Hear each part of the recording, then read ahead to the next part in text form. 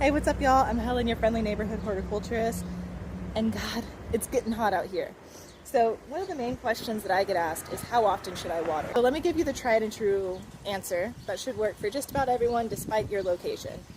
Take 2 knuckles, about 2 inches roughly, stick that in the soil. If it doesn't feel quite dry and your plants don't look droopy, it's not time to water. If it does feel dry and your plants are starting to look a little droopy, or it just plain feels dry, go ahead and give it a water. Now, ideally, the amount of water that you use does not really matter. You want to make sure to give everything a good soak.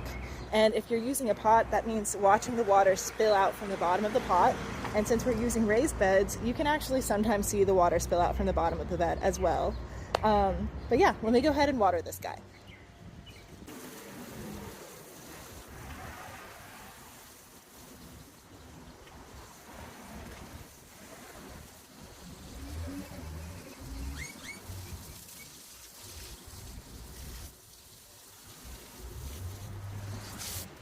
So, another question people ask is, how do you know that all the water is evenly saturated, right? So I just watered this whole bed.